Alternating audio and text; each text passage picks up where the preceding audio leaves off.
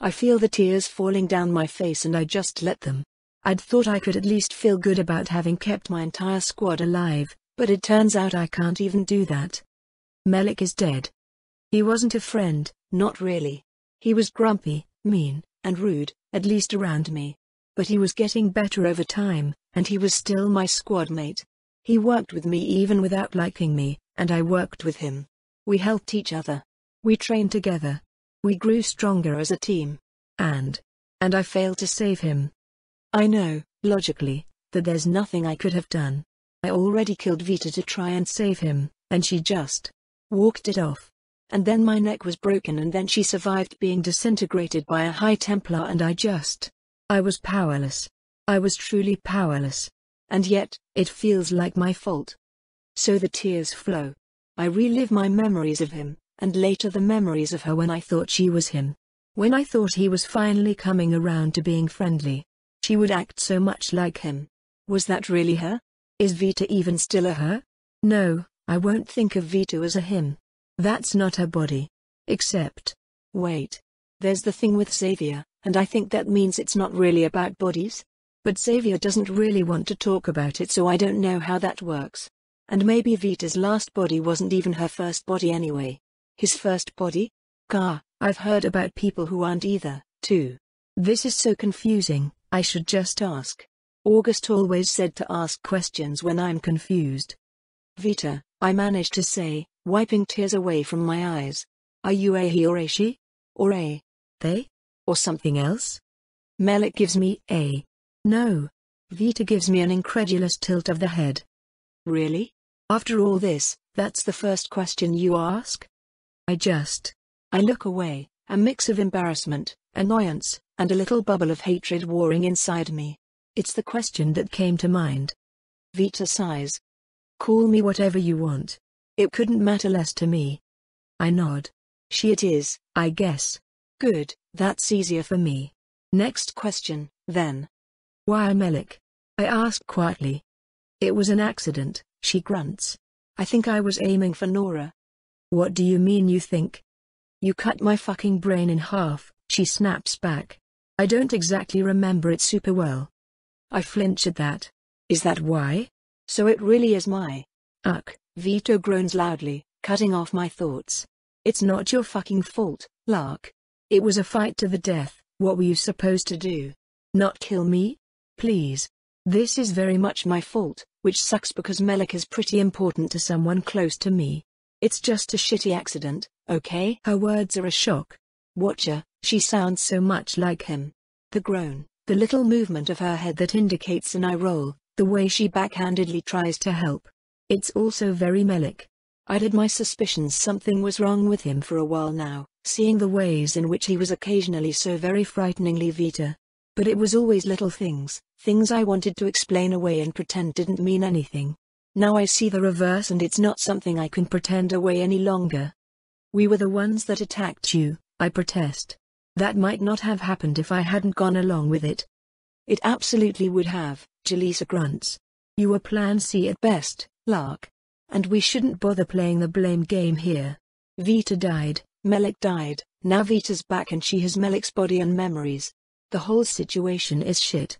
What matters is what we do about it. You knew about this, didn't you, Captain? I accuse softly. Why didn't you tell us? Why leave us to think we're talking to him? Because it's harder to keep a secret the more people know about it, and since Vita seems inclined to help us kill whites and city-murdering monster bastards, I'm inclined to not start another dumbass war with her, Jaleesa answers firmly. I'll be the first to tell you Vita isn't a good person. Hey, Vita protests. But that's all the more reason to help enable her to do good things. So I made my decision. I'm sorry it hurts, and believe me when I say I feel all the grief you do. But we play the hand we're dealt. The others don't even get to mourn him, then? I snap, feeling my heart beat a little faster. He's dead. Do you want me to just pretend that nothing happened? Ideally, yes, Jaleesa answers calmly. But if you can't or won't do that, I understand. This is fucked so far up the ass it's coming out our throats. I don't know what the best thing to do is. Well, you could always stop talking about me like I'm not here, for starters, Vita chimes in. Like, Come on guys, even I know that's rude. I shudder. Yeah, we should probably take care not to irritate her. She's, I don't know what she is. A monster. A savior. The horrid, smiling creature that fed me my own father's soul while I was just starting to mourn him. The piercingly merciful person that saw the whole of me and believed I deserved to live. She is all those things.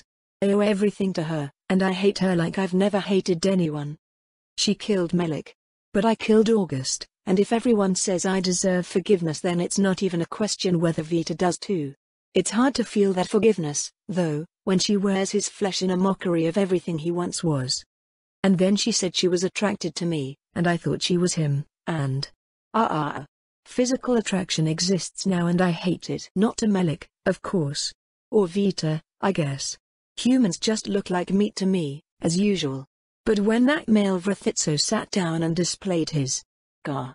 I feel my lips curling into a snarl just thinking about it. He was weak, he was food.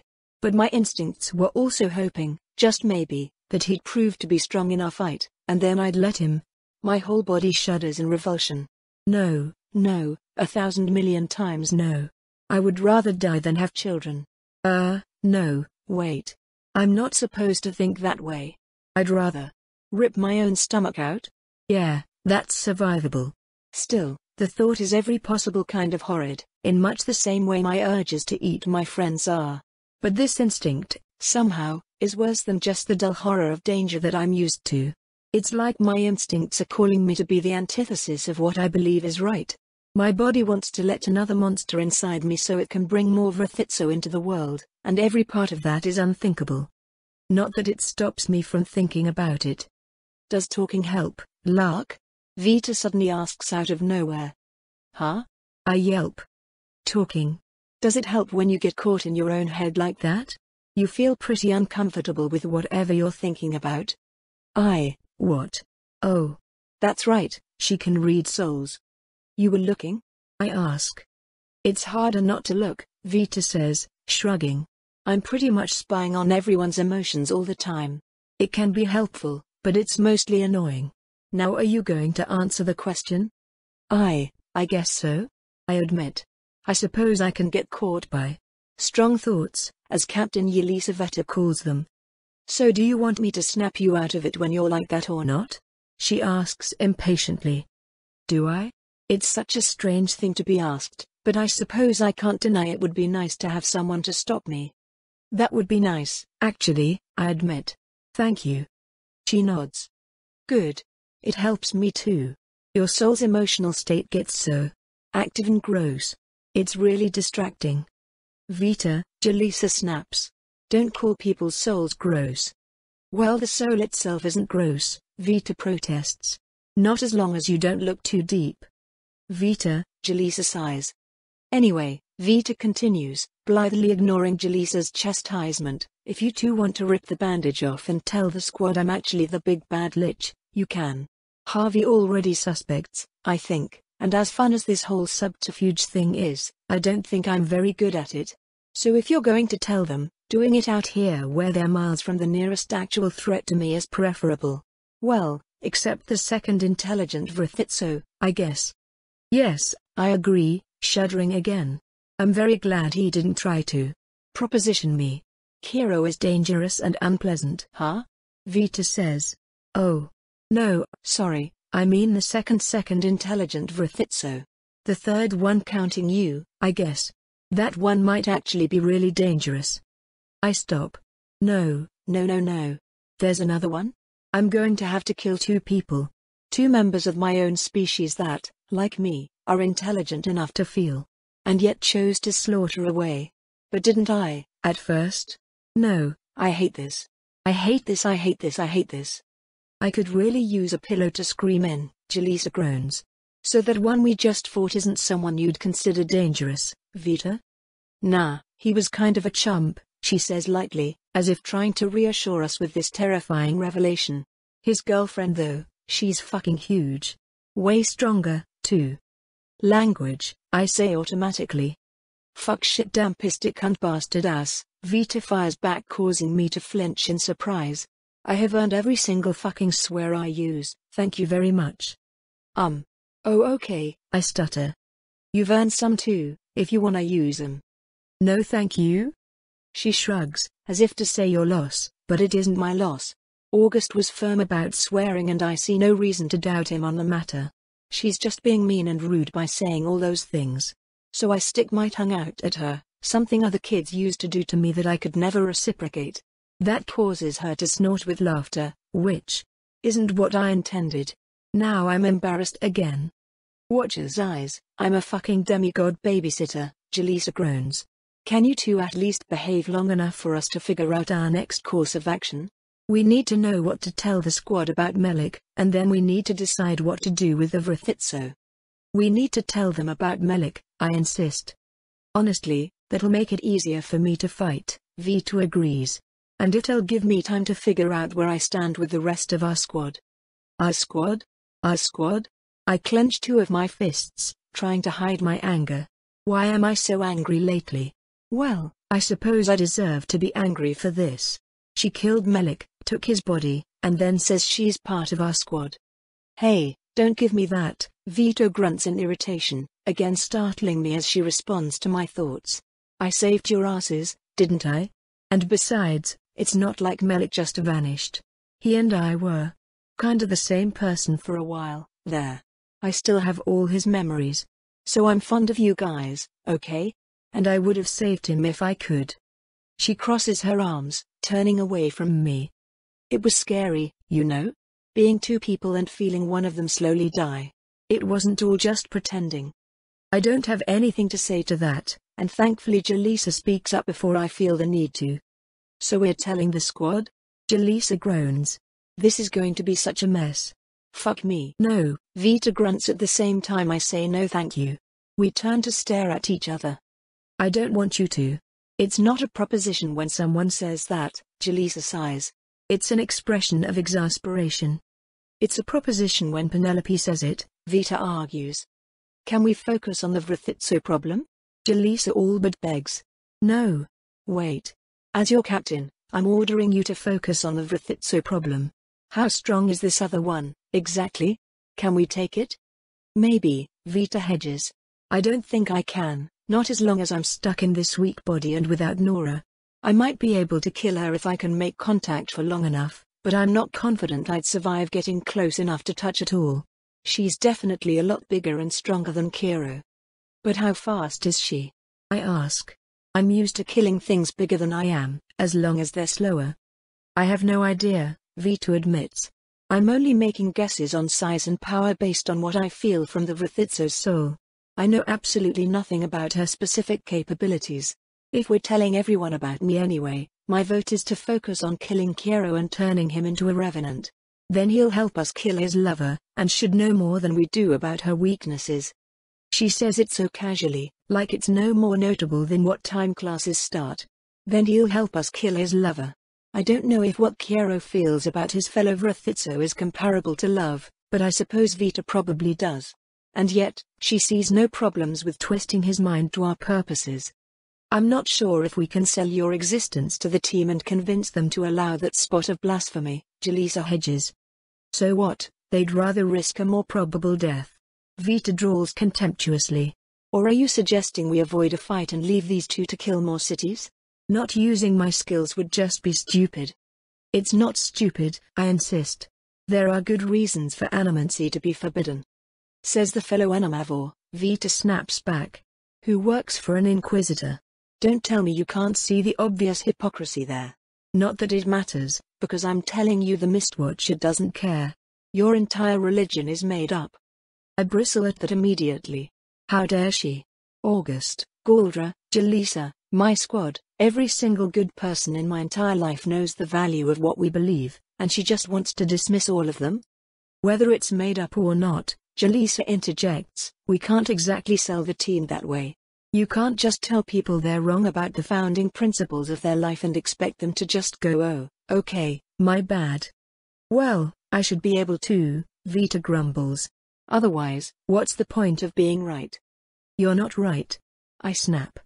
Yeah, I am, Vita insists. Both of you please stop, Jaleesa sighs. Just let me do all the talking, okay? I'll handle the squad, and we'll plan our attack once everyone is together. And if the team isn't cool with doing the smart thing? Vita grunts. Then we'll figure out an alternative. I don't like it, but I nod along. The trip back to the rest of the squad doesn't take much longer, and soon enough we're back at camp. Xavier, as always, gives me the friendliest greeting, whereas Harvey and Bentley just give us nods. Captain Yelisaveta gathers everyone around, informs them that the white has been dealt with, and then drops the news on them. There is something we have to discuss regarding Melik, Jalisa says. Namely the fact that, since the last battle, this hasn't actually been Melik. We knew the risks of going to battle against a lich, but they didn't quite turn out as expected for any of us. No fucking way, Xavier mutters. Squad, I'd like to formally introduce you to Vita, Jalisa says, indicating the lich where she stands next to the captain. And as I'm sure you might guess, this puts us all in an awkward position. There's a long pause as everyone takes that in. Is this a hostage situation? Harvey asks. No, Jalisa says. Vita has expressed willingness to continue working with us, using Melik's former body. And I think that's optimal, given our current situation. So you're telling me, Harvey says slowly, that an undead monster and explicit enemy of the church is puppeting the body of my friend and roommate, and you're okay with it? You expect us to just, what, ignore this? Work alongside it? Captain, this is absurd. I'm not undead, Vita protests. Vita, please be quiet, Jalisa sighs. And no, Harvey, I don't expect you to be okay with it, or to ignore it. But it might be best for all of Vulca if we work alongside Vita today. Not only did they risk themselves to kill an immensely powerful white, but we've also had a run-in with the Vrathitsa responsible for the destruction of New Talsi, and these monsters are powerful enough to put us in a similar situation, accept help, or doom the surrounding countryside to destruction. Harvey huffs in frustration, but after a brief delay he nods. How bad is it? He asks. New Talsi is an empty ruin, Jalisa answers. So things are about as bad as it gets. It's really all gone. Half of the city is a ghost town, and the other half is a shattered mess. Nothing is left of the square I played in. Or the many children I played with. The market I met August in is destroyed, the homes of my former friends are abandoned, it's all just gone. Though I'm not sure if that's more or less frightening than the half of the city in which only all the people are gone. Without any apparent destruction or struggle. Then I can't afford to let my emotions get in the way of the mission, Harvey says evenly. Can I, Mom? It would be ill-advised, Jalisa agrees. But I'm not going to pretend that means your emotions don't exist. I need to know if all of you can agree to do this. If you are willing to work alongside a person that has killed hundreds of us, even some personal friends of ours. Understood? It won't be an issue, Harvey dismisses. So Melik's dead? Xavier asks slowly. He's been dead ever since the battle? Functionally, yes, Melik says. Vita says. Gar, why does she have to have his voice? You took his body, Xavier continues. You've had his body this whole time. We've been eating together, drinking together, bathing together, and you've been. Vita. Mostly, she nods. I have his memories, and they influence me a bit. But as much as I hate the Templars, I don't have anything against any of you. It's just a lot to take in, Xavier mutters. It's wild how you just took his body like that. The degree to which you find the idea of going from a female body to a male one horrifying is something you should really think more about, Vita says bluntly. It's not the thing that everyone else is focusing on the way you think it is. What? Xavier sputters. What does that have to do with anything? Vita shrugs. Just trying to help. She turns to the last member of our squad, staring up at him before giving a slight nod. Bentley, she greets him. Vita, he says tiredly, an emotion that's quite rare on the infinitely energetic young man. You been okay? She asks. He looks away. Why'd you do it? He asks. Why'd you turn Nora into an object? She regards him silently for a moment, then sighs. Because by the time I was free enough to give her what she wanted that, Vita answers simply. You know it. Changes people a bit, when I bring them back. I didn't want to do it, but I needed her help to try and take down the mob boss that caused the Skyhope perception event. There's a pause. Oh yeah, You guys don't know about that, she muses. Well, has anyone ever heard of the broken Drokants? She then starts to tell an absurd story, a broken and disjointed account of her fighting a gang boss and an Ars Splice who were trying to cause a perception event by teleporting metal underneath the center city. I had to use Nora to kick his ass and stop them before they could destroy the city, Vito explains. Without her, I would have died. But the city got destroyed anyway, Xavier points out. Well, I failed, obviously, Vito admits with a half. I mean, I succeeded at kicking his ass, but he got away. You should have simply told the Templars, Harvey grunts. That's what we're here for. The Templars were in on it, Vito claims. And probably still are. They were covertly supplying most of the metal, allowing it to be stolen. They even had spies in the broken Drokants already, but they still didn't do anything. How do you know the Templars had spies? Harvey challenges. Because my dad got hired to be one. Wait, you mean ours? Xavier asks. No. Vita snaps. Not ours, I don't even know that bastard.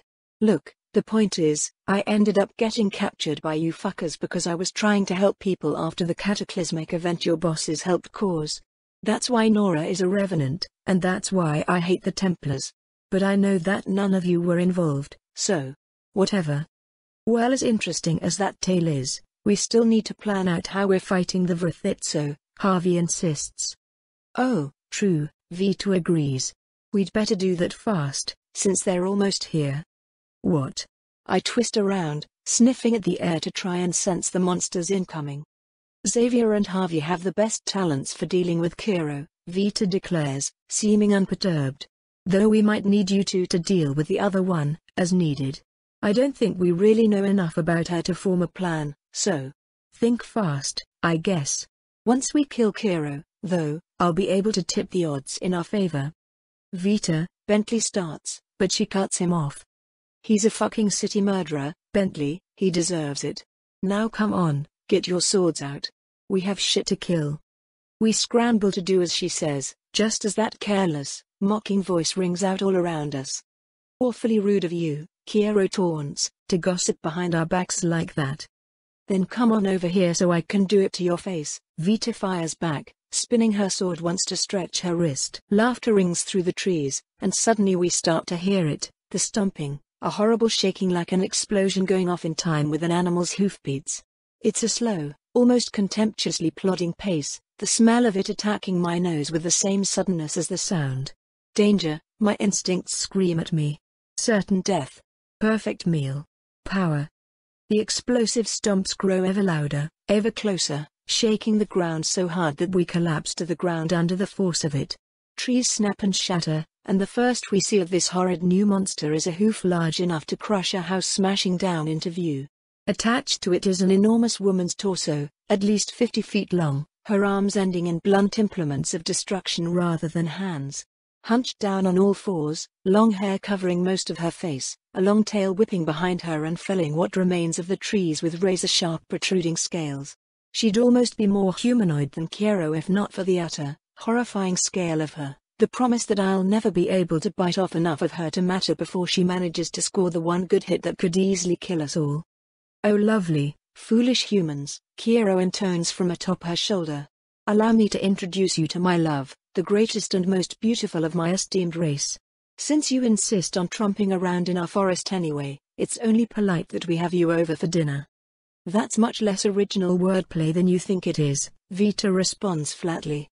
Anyway, Kiro continues, pointedly ignoring her, it's wonderful to meet you all. For those that don't know, I'm Kiro the Cunning. And this, my dearest new friends. The female Vrithitso rears up on her hind legs and screams, the sound so horrid and mighty that it nearly deafens us even though Harvey immediately covers us with his talent. Is Ketavan the world shaker? Then she vanishes, the world goes dark, and the forest explodes. I'm already moving and casting before the attack comes, and it's a good thing I am because otherwise we would have all died. I tackle Xavier and Jaleesa as my tendrils weave a repulsion spell to blast the rest of the team out of the way. An instant later, Ketavan's hoof comes crashing down where we had gathered together, Kiro having teleported her right above us. Because of course that arrogant dick isn't just able to teleport himself, but also his 10,000-ton girlfriend. Though he does not, I note, teleport himself at the same time, and his soul feels strained when he, oh shit, she's attacking again.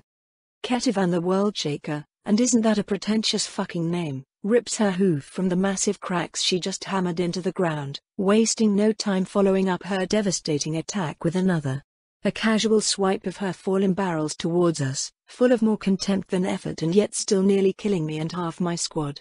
Even though we avoid getting splattered, just the wind pressure from the movement knocks us all on our asses. We absolutely would have died a moment later if Lark hadn't started her counterattack. Lark strikes like a fly attacking a horse, biting hard and painfully but not enough to truly deal appreciable damage.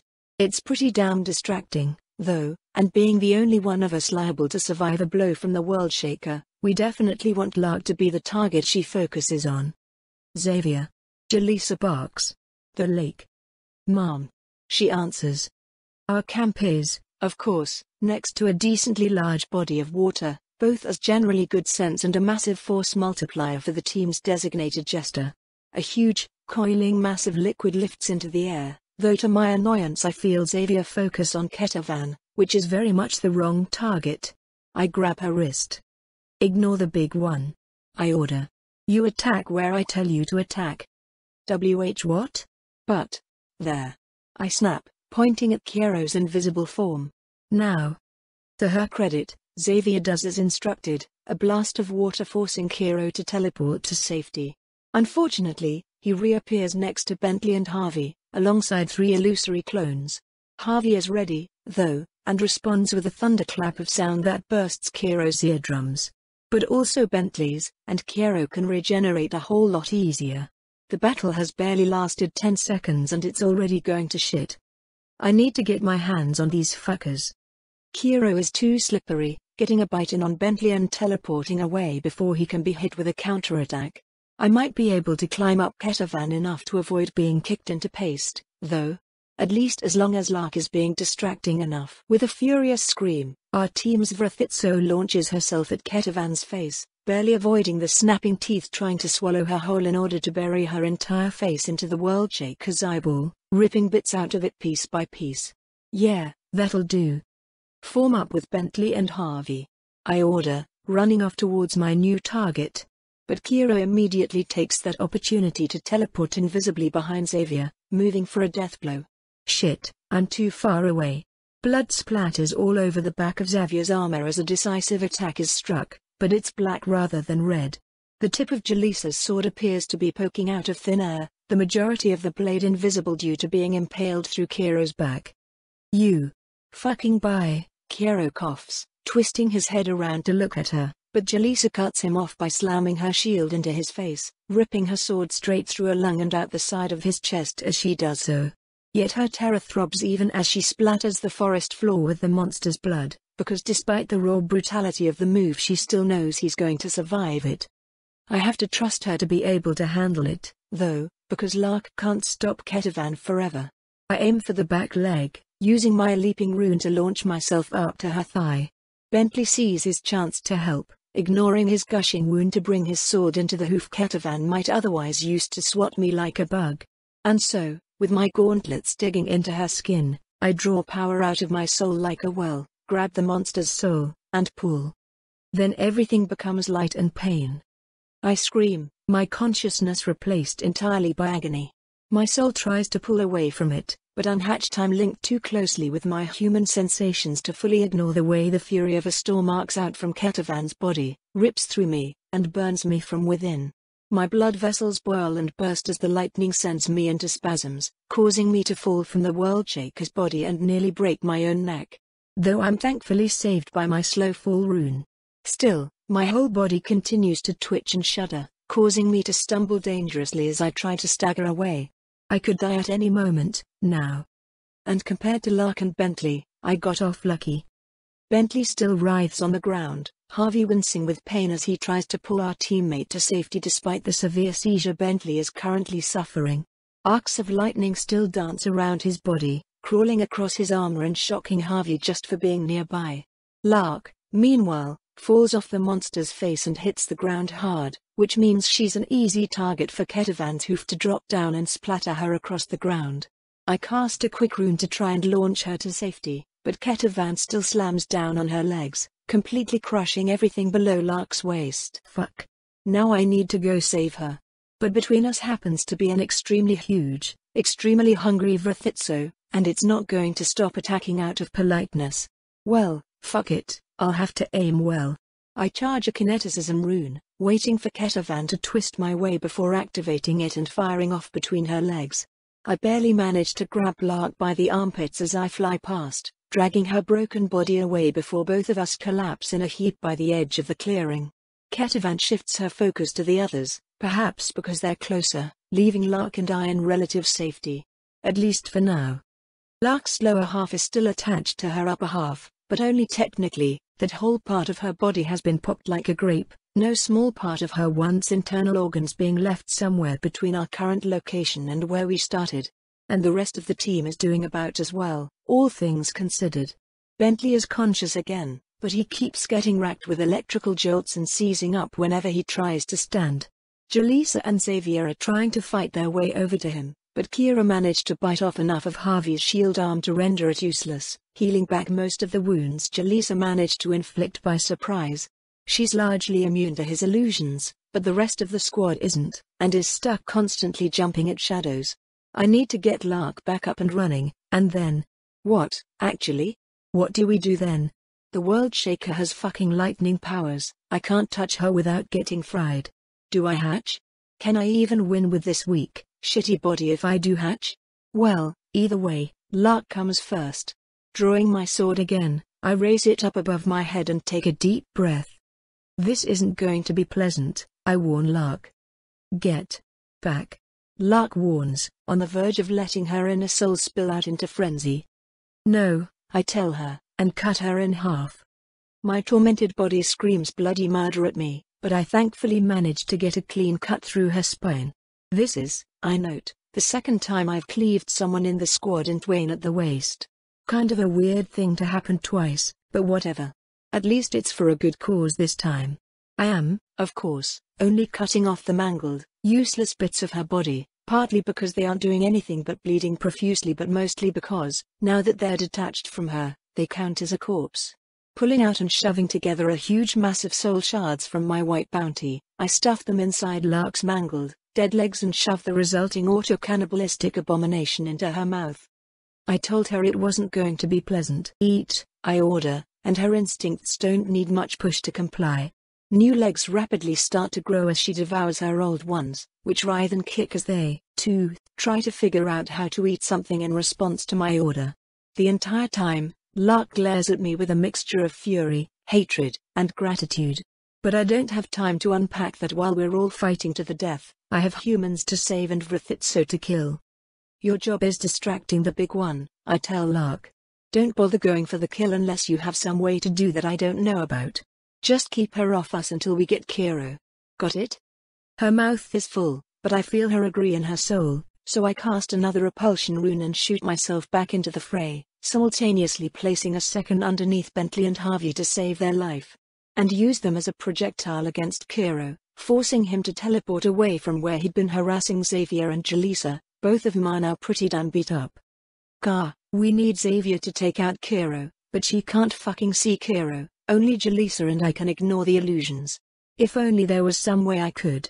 Oh shit, wait, I'm being a dumbass. Xavier. Kill whatever's orange.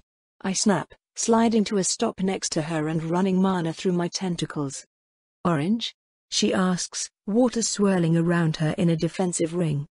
I point to Kiro's current position, which I've lit up with a glowing orange chinemancy illusion of my own. I'll be your eyes. Take him out. Oh, fuck yes. Xavier whoops. Oh, fuck you. Kiro hisses, and right before he teleports I paint the spot I feel him about to appear with orange, causing him to get ripped up by a torrent of water on arrival. It's not enough to kill him, though, so we continue the dance. Kira quickly intuits that Xavier still can't see any target markers she's not looking at, and also starts throwing up false orange illusions of his own as distractions.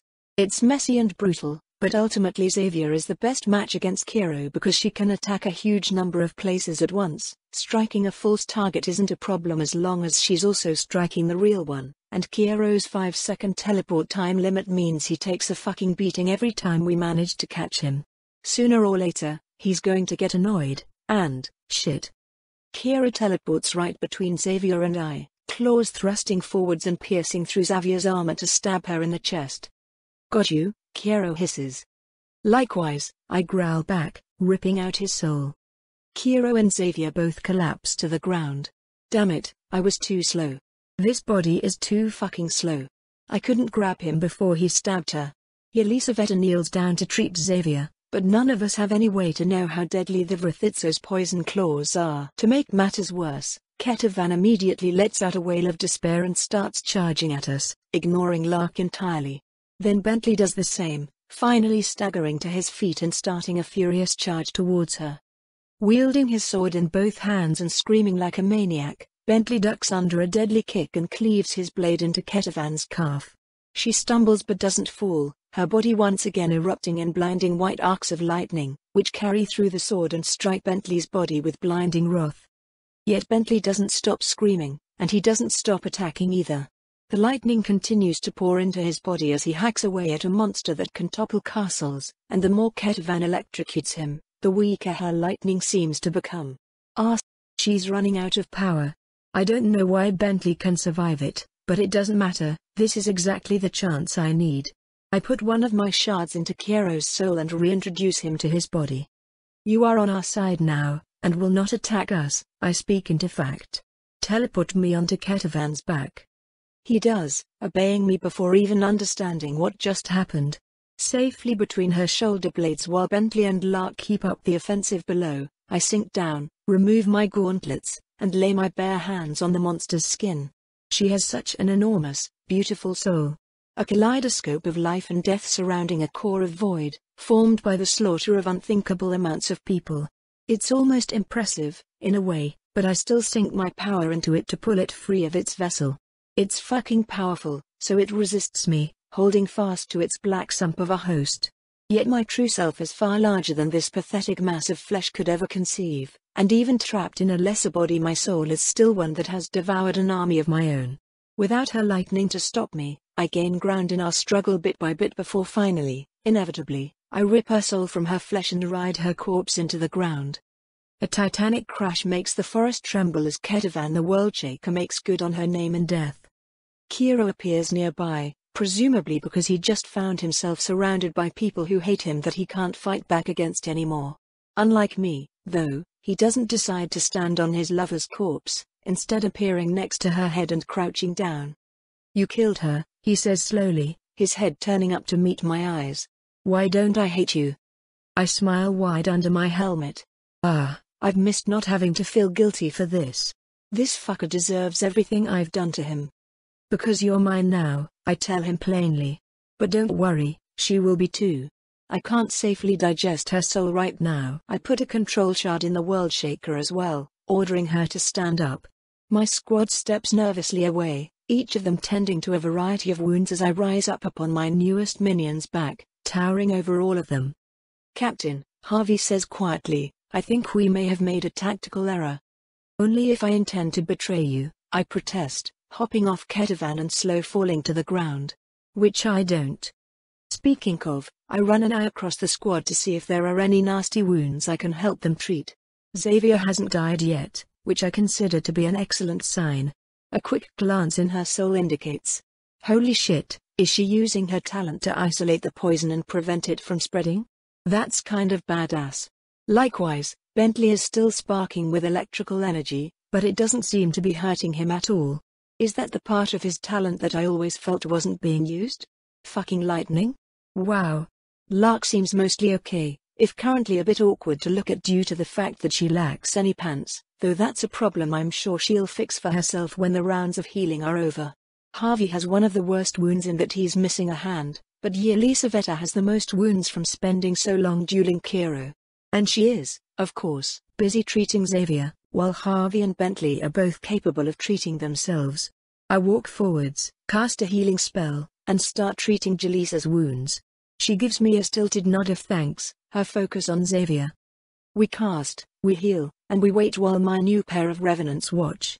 Ketavan makes a series of purposeful noises to Kiro, a collection of growls and clicks and a few disjointed enunciations, to which Kiro responds with a different set of sounds. They're talking, I realize, using a language that I don't recognize. Translate, I order. Ketavan was commenting how surreal this is. Kiro answers automatically. It's so different. We aren't hungry. Larkin takes a sharp breath, her emotions shifting from disgust and fear to hope and longing in the span of 3 words.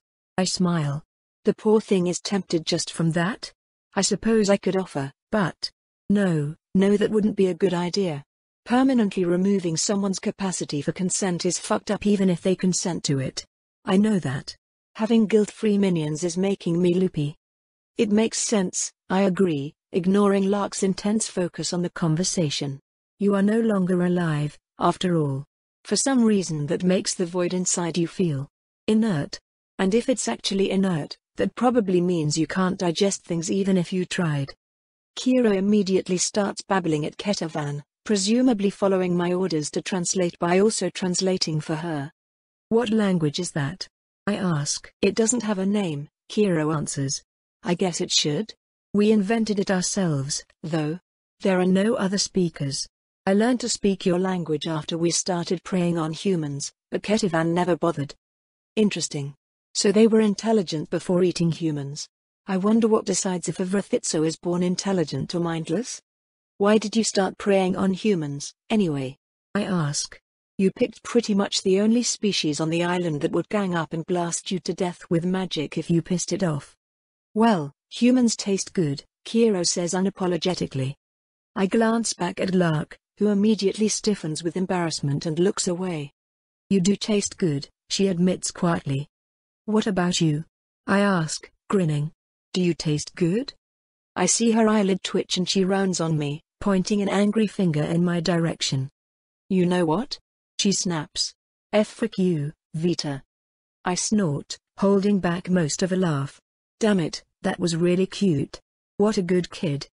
Sorry, I concede. I know that was gross, but we would have been dead without you up and running, Lark. I don't care about eating my own legs. She snaps. I care because you put human souls in them. I blink with surprise. What? I ask. No, I didn't. I put human soul shards in them, which is totally different.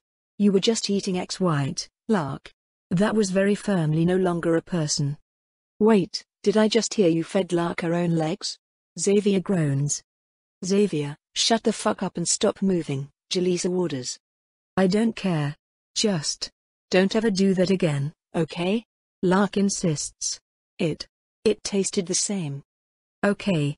I mutter slowly, walking over to the mostly destroyed part of camp that houses our tents and supplies. I'm not sure if Lark actually needs the meat part of her meat and soul diet, but just in case I rummage around the backpacks, managing to pull out a squashed meat ration. It probably doesn't count as enough of a corpse in the Mistwatcher's eyes to not be stolen from, but I go ahead and make a dreg out of it anyway since it's not going to last that long. Eat this, I say, handing it to her. She takes it, sniffs it, and glowers at me suspiciously. I motion for her to eat again, and she carefully does, swallowing the whole thing at once without chewing. Then, her eyes go wide. This is? She stutters, staring at me with disbelief. Was that your soul? A tiny fraction of it, yeah, I confirm. My soul, so it's mine to give, right? It doesn't actually hurt me at all, parts of my soul are explicitly expendable. It grows back. That felt like real food, Lark breathes.